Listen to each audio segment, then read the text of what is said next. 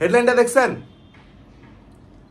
IPL 2024 নিলামে millionaire মাঠে flop যারা, তার মানে হইলো আইপিএল এর নিলামে যেসব প্লেয়ারদের অতিরিক্ত দাম দিয়ে কিনা হয়েছে, সর্বোচ্চ দাম দিয়ে কিনা হয়েছে, তাদের অনেকেই এবার মাঠে একদমই ফ্লপ। তাদের নিয়েই আজকের ভিডিও। চলুন দেখে নেই এই লিস্টে কারা কারা আছে। নিউজের প্রথম অংশটা একটু পড়ি। আইপিএল এ কারি কারি টাকায় বিক্রি হওয়া মানেই দুর্দান্ত পারফরমেন্স নিশ্চিত নয়। এর জলজন্ত উদাহরণ হয়ে আছেন Andrew Flintoff, Yuvraj Singh, Irfan Pathan, Aaron Finch, Angelo Mathews, Ben Stokes, Chris মরিসরা।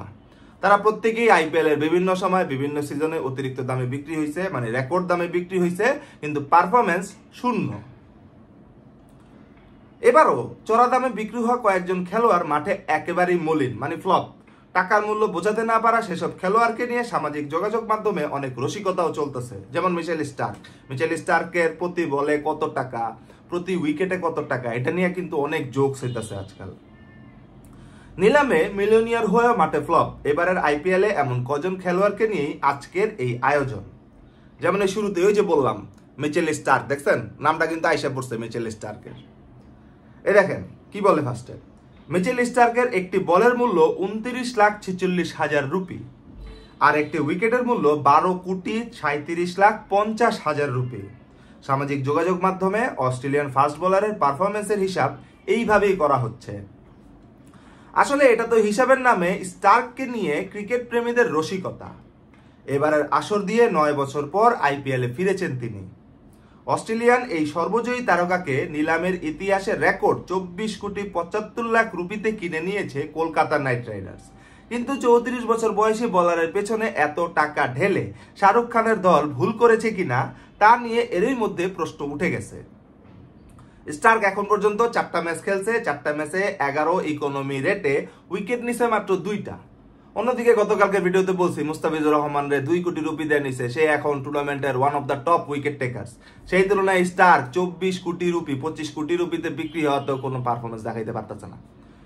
এই তো এরপরে স্টার্কের এই অন্যান্য স্ট্যাট দেওয়া হয়েছে, সেটা বলতে গেলে ভিডিও অনেক বড় হয়ে যাবে। আমরা সেকেন্ড লিস্টে চলে যাই। সেকেন্ডে কি আছে? সেকেন্ডে আছে হইলো চেন্নাই সুপার কিংসের ড্যারেল মিশেল। 3 বছর ধরে আন্তর্জাতিক ক্রিকেটে সবচেয়ে ধারাবাহিক ব্যাটসম্যানদের একজন ড্যারেল মিশেল। নিউজিল্যান্ডের এই মিডল অর্ডার ব্যাটসম্যান ধারাবাহিকতার পুরস্কারও পেয়েছেন। তাকে 14 কোটি রুপিতে কিনে নিয়েছে চেন্নাই সুপার কিংস, যা এবারের আইপিএল এ তৃতীয় সর্বোচ্চ। কিন্তু মুস্তাফিজুর রহমানের সতীর্থ মিচেল চেন্নাইয়ের প্রত্যাশা পূরণ করতে পারে নাই। 5 ম্যাচে 29.50 গড়ে রান করেছেন 118, 125.33 স্ট্রাইক রেট, যেটা আইপিএল এর খুবই বিলো এভারেজে ধরা হয়।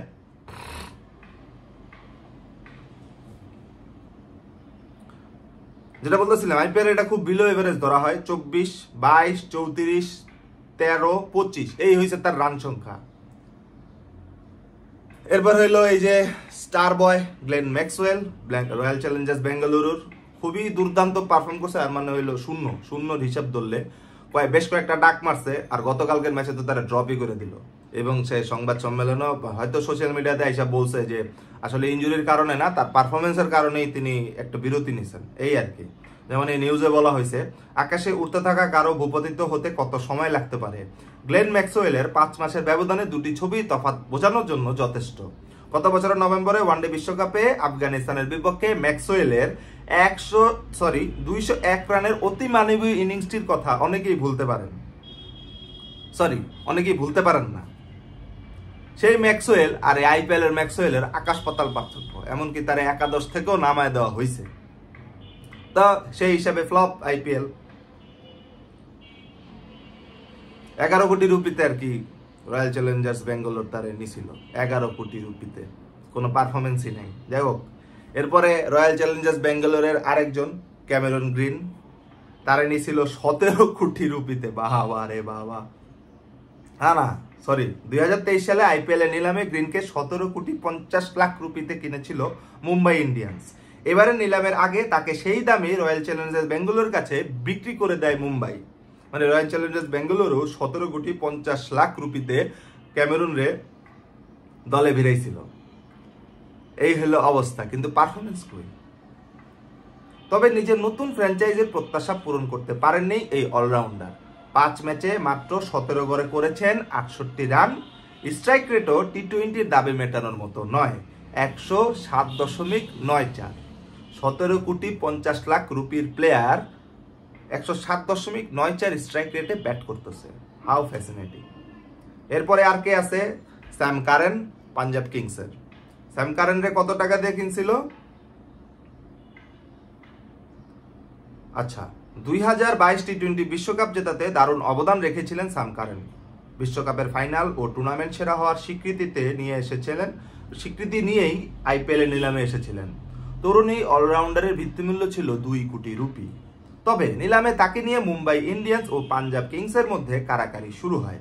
শেষ পর্যন্ত 18,50,00,000 রুপিতে তাকে দলে ভেড়ায় পাঞ্জাব। এবারের মৌসুমের আগে তিনিই ছিলেন আইপিএল ইতিহাসে সবচেয়ে দামি খেলোয়াড়।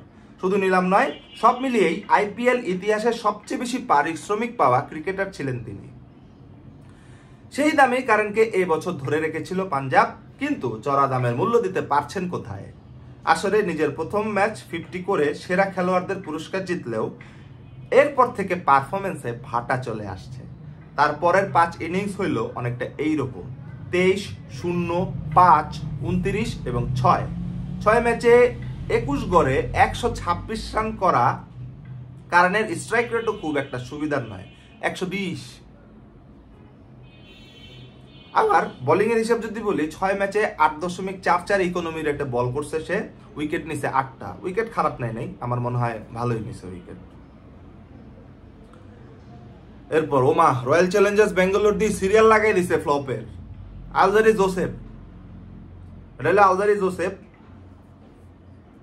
3.4 ওভার 1 মেইডেন 12 রান 6 উইকেট। 2019 সালে আইপিএল আবির্ভাবেই এমন বোলিং করে সবাইকে তাক লাগিয়ে দিয়েছিলেন আলজারি জোসেফ, যা এখনো প্রতিযোগিতাটির ইতিহাসে সেরা বোলিং ফিগার, মানে আইপিএল এর ইতিহাসে সেরা বোলিং ফিগার।